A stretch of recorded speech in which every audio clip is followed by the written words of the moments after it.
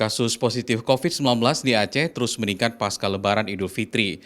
267 orang bertambah menjadi penambahan kasus positif harian tertinggi sejak pandemi COVID-19 melanda Aceh.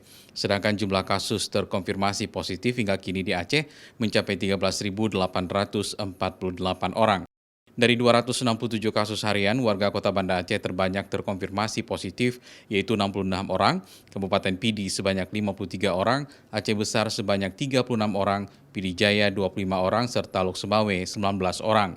Mutasi COVID-19 terus terjadi sehingga kewaspadaan dan penerapan protokol kesehatan terus ditingkatkan.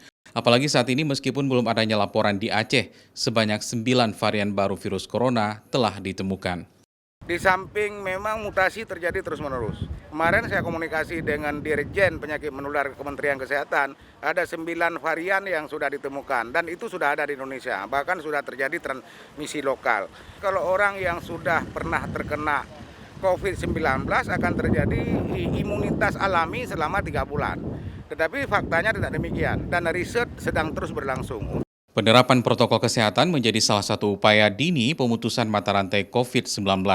Masyarakat diminta untuk menyikapi lonjakan kasus positif COVID-19 dengan meningkatkan kewaspadaan dan proaktif melakukan upaya pemutusan mata rantai penularan virus corona di lingkungan sekitar dan mengajak orang lain untuk patuh dan menjalani protokol kesehatan secara ketat.